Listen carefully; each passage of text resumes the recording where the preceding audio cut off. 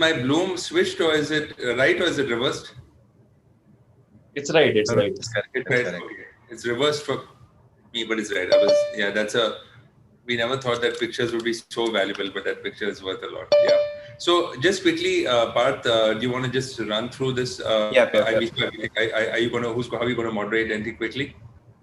Yeah, so we'll just start it off. So the first 30 minutes will be the live stream that will be on YouTube. So we have a few questions that we've gotten from like the viewers and a few startups from before. So I'll just be like taking you through, like we'll have like a discussion on like fundraising for early stage startups and like bring about some of the questions that we got before the session. And after that 30-minute session, which is streamed as well, we move into the closed door session where there are a lot of startups as well, and they'll just be able to like raise their questions and like probably like glean from your personal experiences.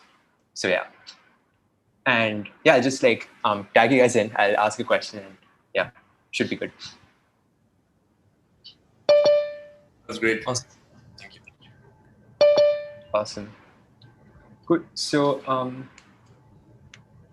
good. Carmen, if you could just let me know when we're good to go live, and we'll just begin.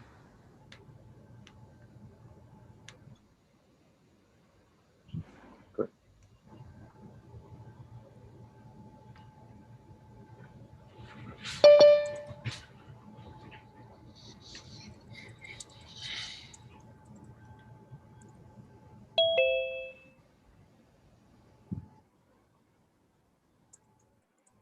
Awesome.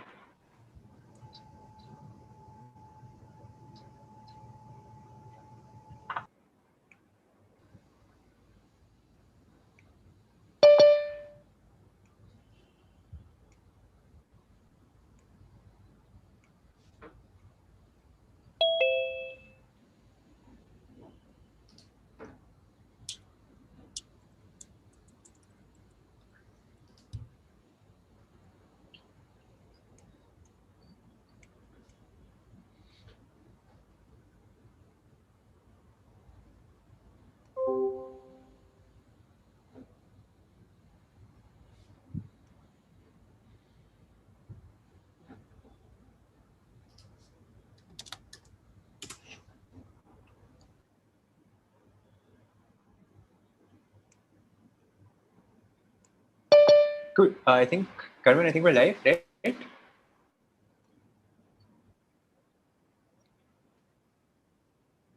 Awesome.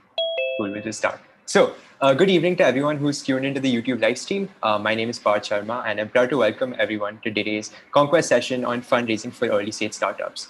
So, for anyone who's new here, Conquest is India's largest student-run startup launchpad, and we're right now in the middle of our top 15 startup firesides and AMAs.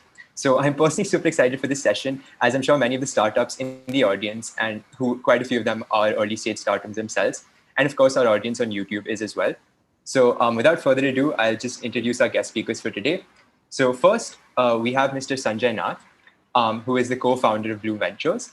So Mr. Nath is a BITS Pilami alumni who did his MBA from UCLA. He then went on to work at Sun Microsystems. After that, he took up consulting, and he met his co-founder Karthik Reddy through the Mumbai Angel Network. And together they came up with a vision for Bloom Ventures, which was basically to create this balance of like a super angel fund where you have the nimbleness of an angel investor and you like sort of bypass the bureaucracy, but do it as an institution, right?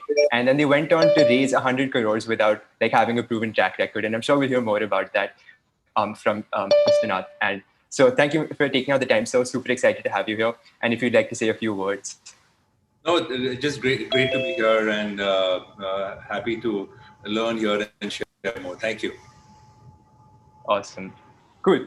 And next we have OS and Kshitij, who are the co-founders of Pixxel. They are also graduates of BITS Pilani. And incidentally, they built their company Pixxel on campus. Over their years at Pilani, they leveraged their experience in technical and space competitions, such as technical teams on campus and Hyperloop India. And they sort of started gearing towards the benefits of small sats over large sats. And they wanted to build something that could use AI-powered data analysis to like leverage that data for real-life change. And it'll be really interesting to hear their perspective on fundraising, especially because I think that they started off considering that maybe they could like use sponsorship for this project, but then they realized that maybe it'd be more valuable as a startup and get investment there. And Great to have you guys here too. And if you guys would like to say a few words. Nice to be here. Bits holds a special place in our heart, of course, and glad to be here and learn and share. Yeah, very happy to be here and good to see Sanjay's background as well. It means Cool. Awesome. So thank you so much, guys. So our theme for today's discussion is fundraising for early stage startups. And we got a lot of questions from startups on how to really go about and get started with the process. So we'll just dive in. So the first question is, how would you start with fundraising as a startup? And how do you determine if it's the right time and the right pace to raise funds? So I can, Sanjay. I can start. By the way, there's a, it's even more special to have this background because this is exactly where I met Avesh and Kshitij for the first time. Give you a clue of how young I am. This was when I was visiting campus 25 years after graduating. And I was invited to come and speak, and I actually met them for breakfast at campus. So it, has an extra special significance. It's an interesting question, right? I would, Parth, I'm assuming you can hear me okay. I would frame it in a slightly different way. I think people always equate starting up with fundraising, right? And often feel that to start up, you have to fundraise immediately, right? And sometimes that's the case, but sometimes that's not always the case. I think what is really interesting is the most important part of fundraising is having a very well articulated plan based on a very deep inspiration and mission to do what you're doing, right? And then it all falls into place. So I think Pixxel was, of course, we'll hear from them directly, but was in a very interesting place where, or like a gray orange, where you're incubated on campus and you've already started the building blocks before you graduate, and then it turns out you can get funding soon after you graduate, but that's because you've already laid those building blocks. But somebody who's going to just start off campus, it's not going to happen magically. I think the most important thing to think about it is, to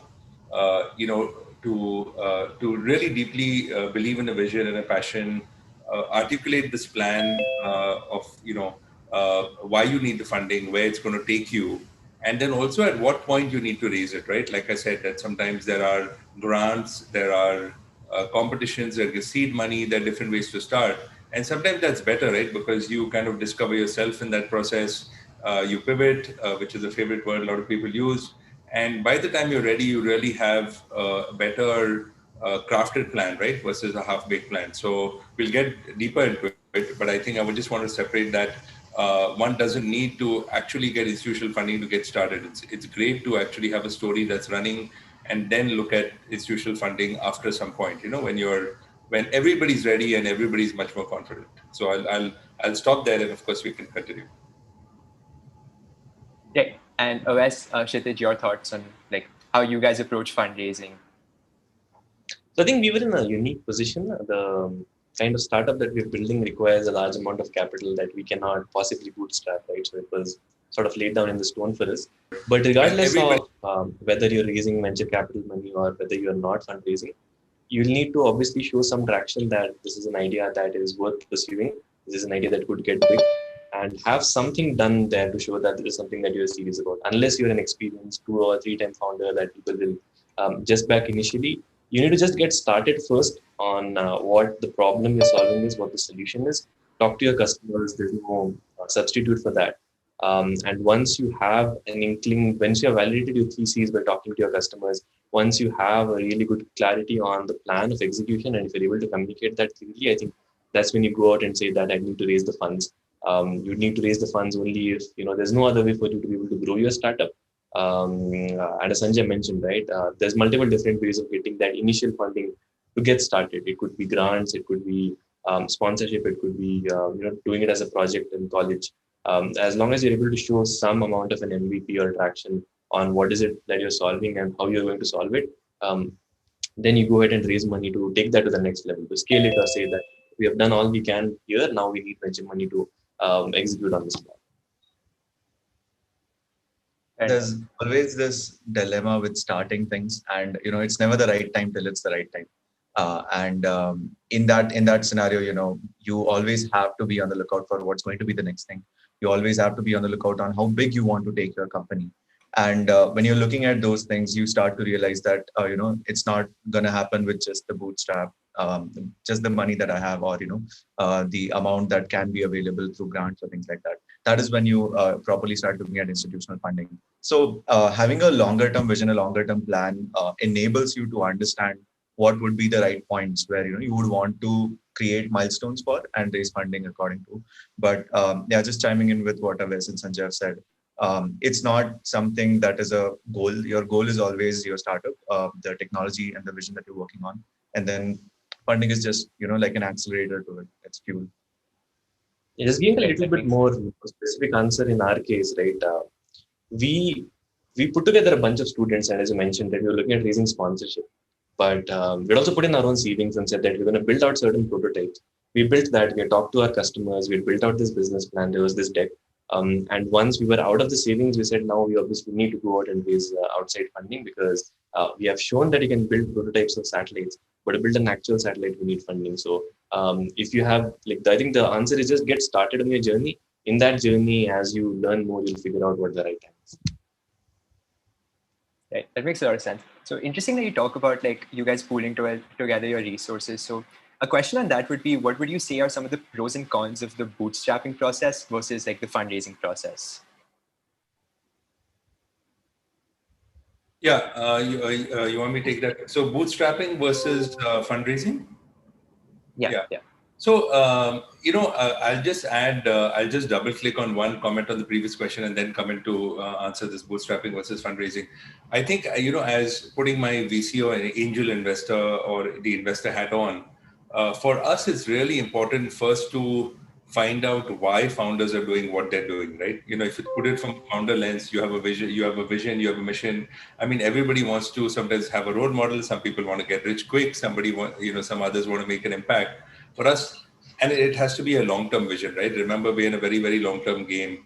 To give you an example, I'm double, obviously no secrets here. I think Aves and Kshitij, the combined age is less than my age here, on the Zoom.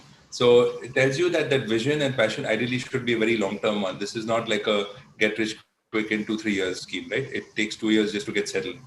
Now, to answer your question about bootstrapping versus fundraising, I think it really depends on the type of startup. So let's say it's an e-commerce marketplace, or something like let's say social commerce.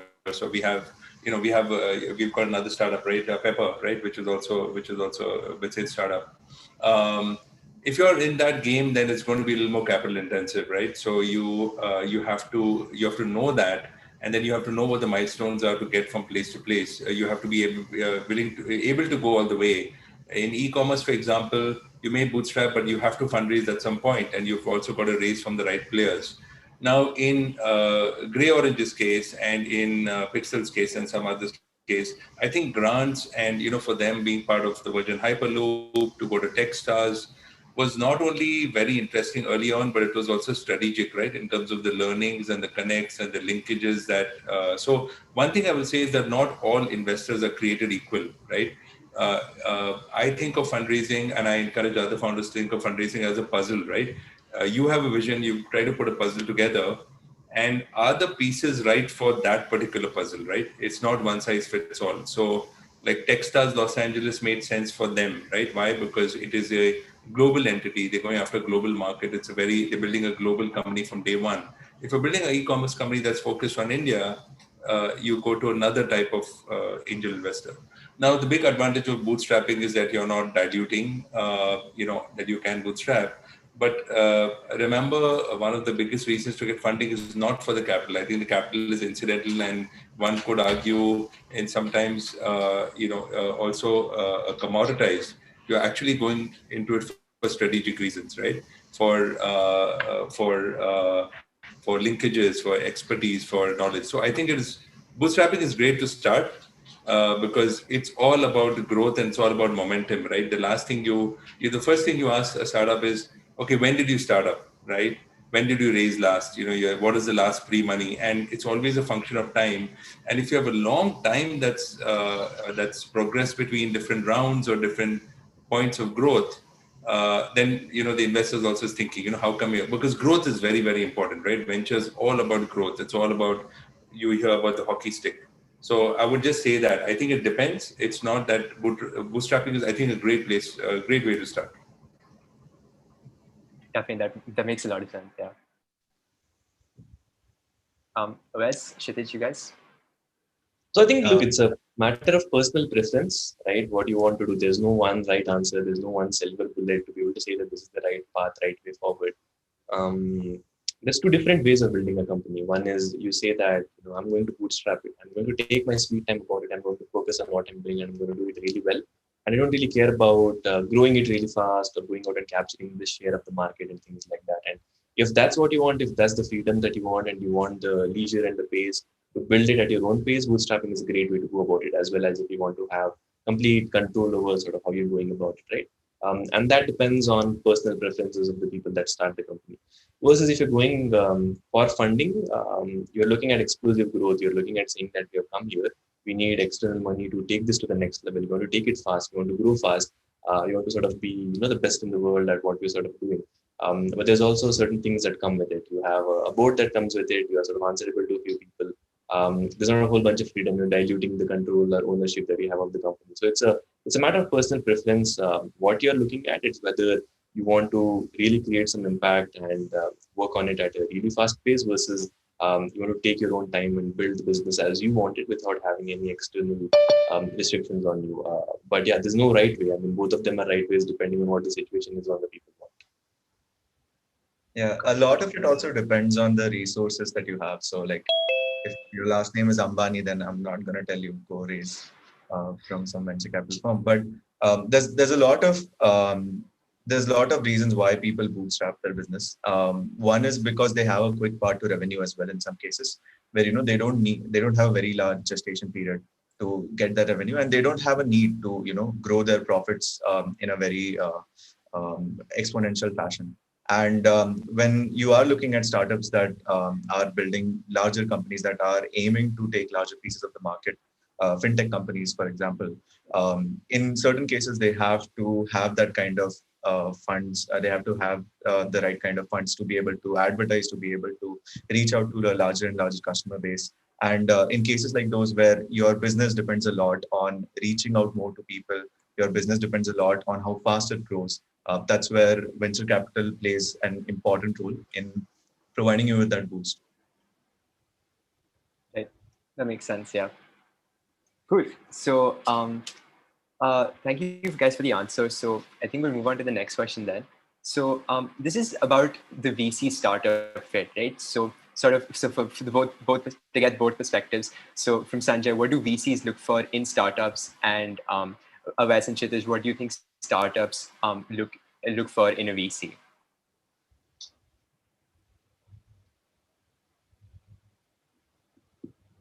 Sanjay, I think you're on mute. Could you just repeat that question? I'm sorry. If you can just repeat. Yeah, so just from the VC startup fit, so what do VCs look for in a startup from your perspective? And from these guys' perspective, what do startups look for in a VC? Yeah, it's interesting. This could be either a 1 minute answer or 1 hour answer, and nobody's figured it out. But I'll give you my take, and it's not that different from what you read on blogs or other podcasts. But I'll give you some nuances. It's interesting. I'll quote. There's a well-known VC in the Valley called Mike Maples, and he was describing the founder and the investor dynamic. And basically, it's an interesting way of describing it that when investors partner with founders, especially with young founders, what you're doing is the founding team is actually painting a vision of the future about 10, 20 years out, 1 or 2 decades out, then inviting you on a journey to join them in that vision, right? So you're sort of this is really interesting because we're talking about a space tech startup here personally for me, inviting you on a journey to join that sort of trajectory 1 or 2 decades out, right? Seeing that vision, sort of buying into parts of it and saying, okay, this part I get, this part I don't get, this part I don't believe you, or show me.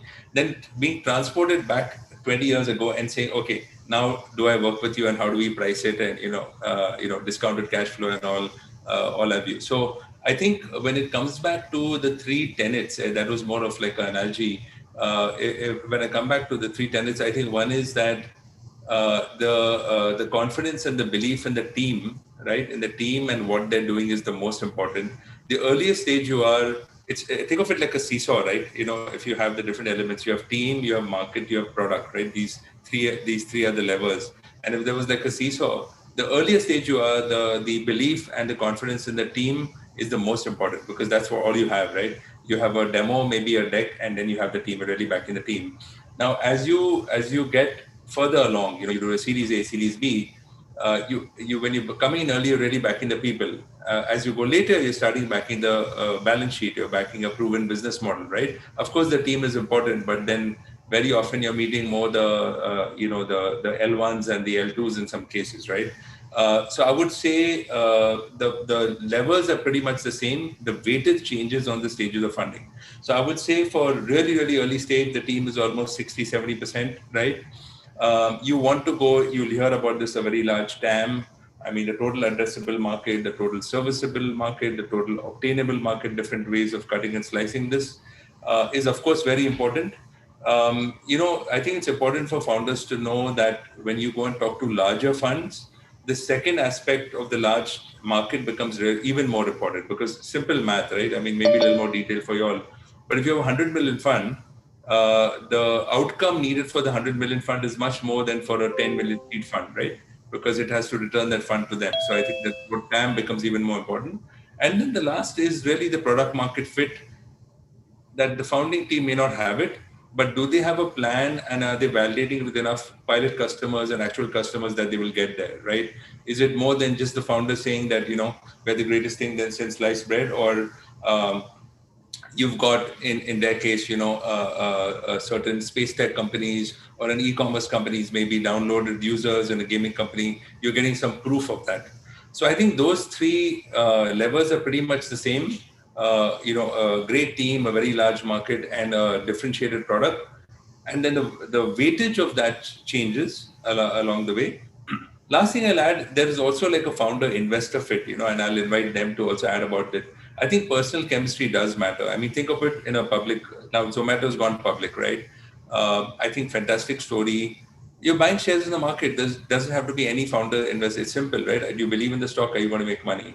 But the personal chemistry is very, very important in the early stage, because you're spending 10 years. Like Avais says, having a board is 99% great, but the 1% can sometimes overshadow the 99%. The obligation that comes with that, you have to get along with the board members.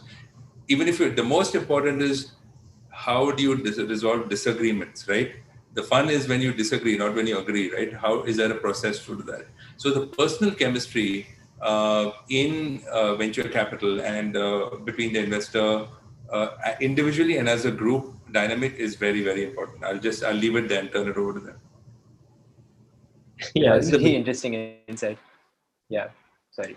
Yeah, to answer that from a startup's perspective, I think the single largest thing that a startup would look for from a VC is the money. But kidding aside, you obviously need to take care of whether this is a fund that you can really trust. The same thing that Sanjay mentioned, which is the investor-founder chemistry. But I would sort of call it trust. Can you really trust the investor that you brought on board? Do they really stick by when the company will go through the lows? Everyone's happy when the companies go through the highs, but inevitably all the companies will go through some lows. So talk to the other startup founders, the other portfolio companies, and see how their engagement has been, and especially when things have not really been great, especially the companies that didn't work out. And that really tells you all you need to know whether this is someone that you want to bring on board. This is a long-term journey. It's at a minimum a 7-year journey, if not longer. So you need to make sure that you're able to trust the board. You're able to tell them outright and honestly if things are going bad, and you know that they'll come back with solutions that are the best for the company, and you can have them as a good sounding board. So everything else aside, what the size of the fund is, whether they can back you in next rounds, what the brand name is of the VC and all that. That's secondary to the fact that you need to be able to close your eyes and say that, I trust these folks to be by my side when things don't go really well, because sometime or the other they won't. Yeah, exactly. And that money basically comes with a lot of attachments as well. It comes with responsibility. It comes with, them also putting that trust in you. That process is bi-directional. So when you are looking at things like that, you want VCs who trust and believe in you. You want them to not just back, you till the next round. You want them to believe in your long-term vision. So it's always the case, right, where VCs are looking for an exit from a company, most likely, like in next 4, 5, 6, 7 years. So in that scenario, you have to also identify that, is this VC going to believe in me? Is this VC going to believe in the long-term vision of the company? And Sanjay brought on a very important point, which is the founder-investor relationship. You need to be able to, discuss your issues, the issues of the company, or how the market is, how the competitive landscape is. Like you're discussing it with a friend. So your VCs help you with the next round. Your VCs help you find customers. So there's a lot of these things that VCs do help with, and that kind of relationship, building that relationship, is of paramount importance. While raising money, obviously, is there. Fair enough. Got it. So interesting that you guys talk a lot about like the relationship and the chemistry between the startup and the VC. So on that, I'd just like to hear like the story of like Pixxel and Sanjay, right? Like this love story between you guys about. So for Sanjay, what factors made Pixxel appealing to you as a VC? And for Pixxel, what checkpoints did you guys think that you guys should have take before you go out to seek funding? Sure. I can start. I'll also share my personal journey in the sense, it's been about 11 years since Karthik and I started Bloom. I moved back from San Francisco. And one of the ideas that excited me the most, I mean, Grey Orange, of course, very well known, and of course, supporters of Avesh and Kshitij also, were one of Bloom's first investments. And what was really intrigued was, I was in my late 30s when Karthik and I started Bloom, mid to late 30s, and now, mid to late 40s. What I found really interesting was just the incredible innovation happening from India, and especially happening from younger folks. So that was all, I chose to, put myself in that paradigm and in that landscape, when we started Bloom. And I remember visiting the Goa campus a couple of years ago. And then, of course, the Pilani campus. I was talking to one of the associate deans. And he said, we were showing me through the hostels during the afternoon. And he said, there are about 80 or 90 business plans happening on campus. And he said, and I think it's a wonderful thing. Now, the first part is not surprising, but the second part is surprising because for the longest time, I think a dean would say, at least in our time, that guys, like, study for exams, stop all this, all this nonsense on the side, right? I think the fact that there are so many more role models, not just in the Valley, but also in India, right, that young founders can look up to. So that was always on my plate. We interestingly had a BITS intern with us over the summers and said, if you're going to campus, you've got to meet these 2-3 startups, and Pixxel was on that list. And I remember I had a colleague of mine, and we visited and we met for breakfast. I think what I really found intriguing was that it's a white space, if you will. It's a very bold space. It's a very different space. It's something that we all read about in comic books. At least right from Star Trek to Star Wars. And then you say, okay, that's cool. It's a cool project, but can it be monetized? Can it be something of real value and impact? Both those things, right? Are you creating impact for the world, and will you make money? Both those are important. There are lots of businesses that make money but don't really have impact, or there are lots of ones who have great impact but they just flame out because they're not able to self-sustain. I liked it. I love the passion that, Avesh and Kshitij, I think you all were still in your fourth year, if I remember, third or fourth year. I think the fourth year and final year. And I was just amazed and struck by this new breed of entrepreneurs that, that are thinking and so passionate about starting something. We had, of course, done a space tech thesis inside Bloom. We hadn't invested as yet, and we were looking at startups to back.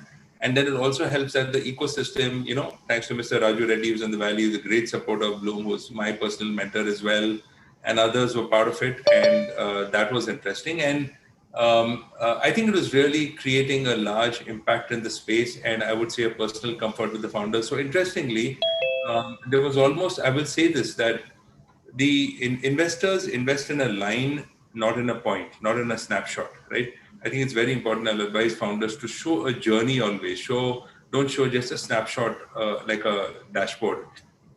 So even though we met on campus, it was almost about a year and a half that Bloom actually invested, because for us, yeah, what it means in valuation, you have to pay up. But what it means on the positive side, that you can track this company for a longer term, right? And you're seeing this happening more and more in the ecosystem. You're seeing Tiger Global and all these coming in earlier. Why are they doing it? They want to track companies longer, right? They want to take an early look, but they may come in with a larger check later. So I think this, what I found personally interesting was the same thing, the passion and the vision at such a young age to create an impact in space tech. And then from the first meeting to the final meeting, introduced them to the rest of the team, introduced them to Karthik, everybody met them. And then finally, when we were able to pull the trigger, we had a lot of those checkpoints covered. Yeah, I think it took quite some time to convince Bloom to come in 1.5 years after we first met. In fact, it was a Conquest event for which Sanjay had come to the campus in Pilani. And I had to ask a friend of mine who was organizing this, can we get a meeting with Sanjay? And he only had time the next morning for breakfast. So we had breakfast with him at the guest breakfast place. We had idli, I remember.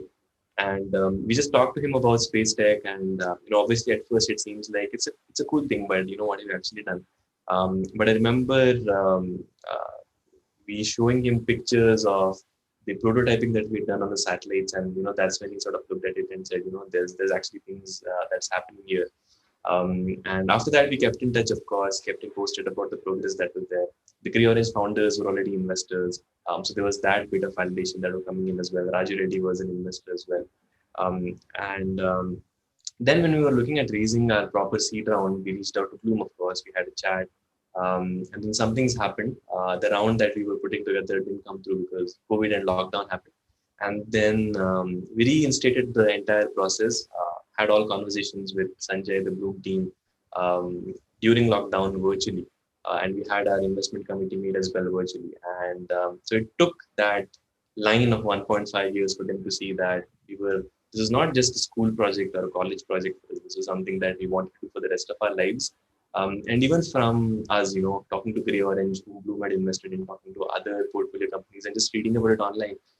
Bloom's probably the VC firm that's the most helpful and the most founder-friendly amongst everyone that we have talked to. So it is a no-brainer that we sort of wanted to bring them on board.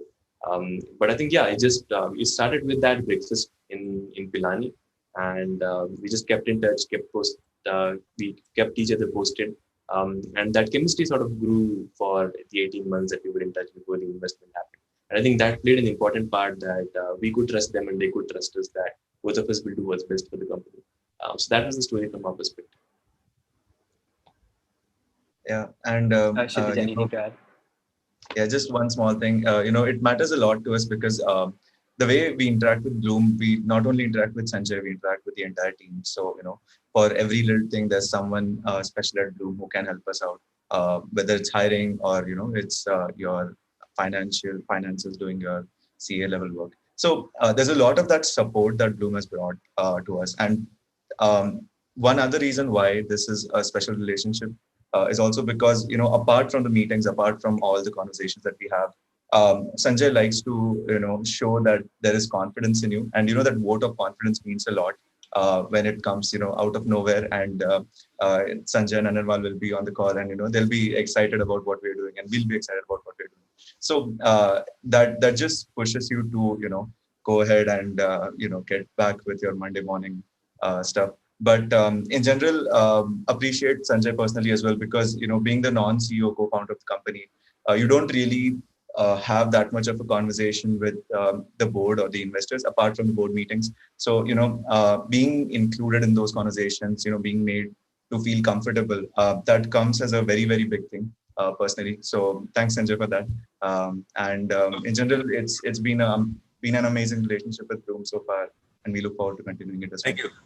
Thank you. Partha, to audience, on a lighter note, what is interesting is, when you have an investor founder meeting, the investors on the luckier side, because if you're meeting over breakfast and you see passionate founders, the investor finishes his idlis. I remember we met over idlis, but the founders are so passionate, they just keep talking and they don't touch their breakfast at all. While the investors saying, guys, eat, right? Please eat. And I always see this, right? When you're passionate about something, that passion just comes out. You can say, I can have the idlis later. And I just see this more and more. I think that the real key, before we get to the next question, is in life, I've just seen whether you're pitching to an investor or a customer is basically to get the other side to talk about something that they're really passionate about and that they love, right? And that's when magic happens, right? If it's a templated Q&A, it doesn't take out. So you just hear people talk about what they're passionate about, and a lot of great things happen. Yeah, that makes a lot of sense. Yeah. So thanks for sharing that story, guys. So this next question is a bit more specific to you guys individually. So first to Sanjay. So the question is, how did you guys go about fundraising? So for Sanjay, I know that like you bootstrapped your own like VC firm, came up with like 100 crore, even though like you didn't necessarily have a track record of investing before that. So what was that experience like? And for Awais and Kshitij, you know, like fundraising like a company while you're still in college, what was that experience like? How did you go about it? So yeah. Yeah. Actually, why don't we flip it? Maybe our Pixxel friends can start first. I can add later.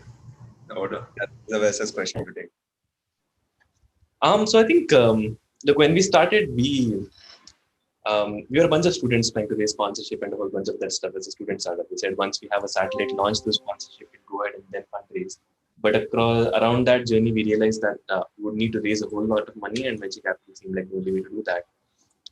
The first and foremost thing that we did was reached out to Pixxel alumni, including Sanjay, Raju, Prem Jain, the who's who have known to back Pixxel companies, who have known to have trust in them. None of it was sort of working out. We talked to a lot of VCs here in India for 3 to 4 months. A few of them strung us along, a few of them didn't respond, some of them didn't take us seriously. It was going nowhere. But I remember in October of 2018, there was this event in San Francisco called BitSync. It's where the Bitsians of Silicon Valley, they come together in San Jose to talk and see sort of what's happening. And they had a startup pitch event that was happening. So we had applied as Pixxel. And we got selected as one of the 6 startups to pitch there. It was all the way in San Jose, and we were in Pilani. All of my savings had gone into Pixxel already. We didn't have a single dime to be able to book a ticket. And I'd already borrowed money from my dad, and I didn't want to ask for more. What we did then was we convinced one of the customers that we were working to put in some amount of money to pay for the ticket. And 4 days before the event, we convinced them. 3 days before the event, the ticket was booked. And 2 days before the event, I fly out to San Jose. And we were the only student startup team that was presenting. Everyone else had either 5 years, 10 years, 15 or 20 years experience in something. And then they were starting up. But I was the only student that was still studying that was presenting there. And around that same time, had sent out cold emails to the likes of Prem Jain and Raj Reddy, who were gracious enough to say that come over and meet us at the office without any other expectation. So went there and pitched to them and said that this is something that we're doing, this is something that we're passionate about. And from their perspective, it was that it could go big, it could fail, but if it works, it'd be good for the Bitsian community. So they came on board and said that we'll be fine to put in money here. That initial bit of trust is important to get the momentum to get going. And using that initial angel investment that they had committed, came back here and we talked to a few other folks, and that sort of put the round together. We also went through the BitSpark process where Bitsian startups, present to the larger angel network of the BITS alumni. And a few more people came on board, and finally we got selected for Techstars. We had GrowX Ventures come on board thanks to the momentum that was there. So I think it was the first round was solely on the basis of the trust that the earlier Bitsians had for us, who said that, okay, if it doesn't work out, it doesn't work out, but if it works out, it would be good. So that was on the first pre-seed round that we raised that got us started on the manufacturing. And then the second round was a little more tougher. We were fundraising. We had put together about $3 million after 3 to 4 months of talks with a variety of different folks. And finally, at the verge of signing the term sheet around February or March of 2020, lockdowns sort of started becoming really severe. People didn't know what to do. Few investors got cold feet, so we couldn't put the round together. The term sheet was never signed completely. And at that point in time, we had to virtually start the process from scratch. There were a few people who stuck by. But then we talked to Bloom, we talked to Lightspeed, we talked to a whole bunch of others. The thing that helped us, I think, was that we had met all of the folks that we are talking virtually in person before. And that gives a bit of confidence, the passion that comes across when you're talking to the folks, the passion that we understand from the VCs. I think that helped in moving things along, even if it was all virtual. It was all new at that point in time. People were not still completely okay with the fact that it's all happening virtual. Can they trust founders that are coming in? So I think what helped was we kept updating all the investors that came on board eventually, and we had met them in person before. But we just kept at it. Like as long as you keep talking to more and more folks, and as long as they see that there's a clear plan here, they've been able to execute part of that. They need more money to be able to execute part of it. It came along. So that's how we were able to, in the middle of a pandemic, increase that $3 to $5 million round. And thankfully, the likes of Bloom and Lightspeed and others came on board. We had almost run out of money by that point in time. And we had payrolls to make it, things like that. And just in time, we were able to close that, and money was able to come in, and we were able to, get off there and get the satellites ready and all that, and so forth. So, the first round was predominantly the trust that people had in us, and the second round was just keep knocking on enough doors and keep showing that what you're doing actually makes sense, and giving proof points for that. Got it. Kshitij, anything to add? No, that's pretty much it. One small thing is you need to keep doing what you're doing regardless of the round happening or not. So you need to show constant progress. You need to show that things are moving, the wheels are in motion. And this is a well-oiled machine, essentially. So, yeah. Makes sense. Sanjay, I think you're on. Sorry. Just to pick up on that before I come to Bloom's story and my story, I think, when you think of the other side, which is us, right, our lens, we're just getting bombarded all the time by pitches and, have to do a lot of things. And I think, the advice or thought to the founders, I think, which the Pixxel founders did well, and Grey Orange, is that I think when you take the front sort of pole position and put the ball in the other person's court and show that your train is moving, right? That you're showing momentum, whether it's monthly updates or it is just meaningful updates, and you're showing it.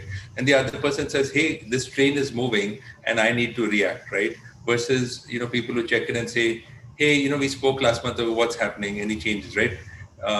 You're changing that sort of narrative, and you're controlling it. And the other, remember, we are in the business of risk management, right? So you're always like, is this, will the benefits outweigh the risks, and should we do it? So I think that, like Kshitij and Aves nicely said, is that the show must go on. The show goes on, right? And it's almost like and while I'm an investor, I'm saying this. Remember, investors are a small part of the puzzle, right? The real deal is the company, right? The company is larger than the founders, larger than the investors, larger than the board and the stakeholders, and that has to keep moving. And I think for some reason, investors are always glorified and sort of put into a glamorous position. The fact is that we are here to support the growth of a company, and we're stakeholders in something much larger, right? So I think that's very important for young founders to remember. Coming to our story, for those who have aspirations, I think Kushal has done a very nice job at with First Check, right? Also Pilani grad. For those who think a startup is tough, at least raising a fund is 10 times tougher, right? For a couple of reasons. In the first fund, Karthik and I must have made about 600 pitches. I doubt Aves and, I don't know if there's 600, maybe today there's 600 angels in India. But at least when you're talking to VCs and angels, most of them are at least semi-professional, right? They're in the business of, they've invested in a few startups. When you're raising a fund, you're talking to anybody who just has money, right? I mean, they could be from very traditional cash flow business to whatever. So I think the first fund is always about, like Avesh and Kshitij said, it's kind of like a bootstrap fund, right? You're talking to people who like your story and like you and believe in you, right? You don't have a track record. You don't have anything to show. It is really like that bootstrap phase of a startup, right? Think of that first fund. And then as you start performing, not necessarily exits, but you've got some really good companies that you've backed, and the founders say good things about you. And the reason that's important is reputation is even more important than making money, right? If you have a VC that's done really well on the first fund, and the founders, you survey the founders and the founders say they're terrible, don't work with them, you don't have a second fund, right? Working with founders and that dynamic is more important than returning money. I think that's interesting. Then when you start in the second, third fund, your founders are becoming part of your ecosystem. And Grey Orange is a great example, right? They're mentors to Aves and Kshitij. They're from our first fund. Pixxel is from a third fund, right? There were 2 funds, 3 funds. Unacademy is from a second fund. Your founders are becoming part of the ecosystem. They're becoming so referral is becoming, you're building network effects, right?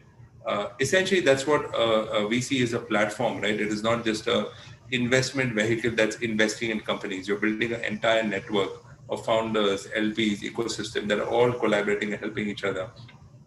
Raju Reddy, for example, is a mentor, an investor, and of course a big supporter of this. So it's all about creating network effects. And of course, then exits do become important, right?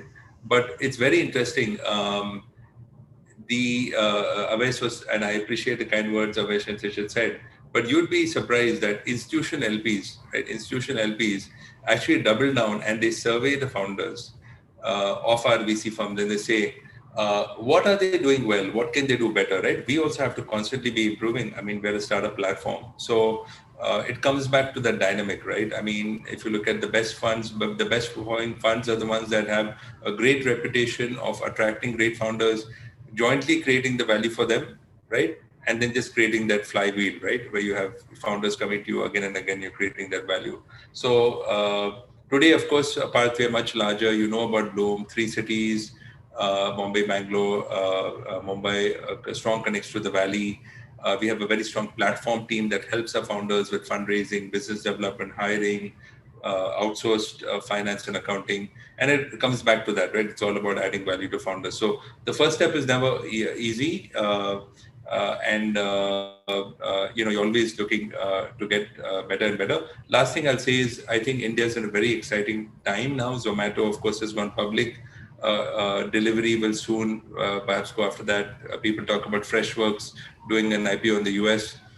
It really bodes well for India, where on the health side, that situation is still tougher. We're not out of the woods as yet, but on the digital adoption side, in terms of the talent we have, it's an incredibly exciting time. So I'm very happy to see the participants here. It's a great time to start a company. Definitely. Cool. So I think for now, that brings us to the end of the first half of this session, which is the live session. So I just wanted to thank everyone so much. So obviously our speakers for their very insightful words. And for everyone who's viewing this live stream, I'm sure that all of us watching and the starters present here would have gained valuable insights from this talk. So with that, thank you. And I think that brings us to the end of the live stream.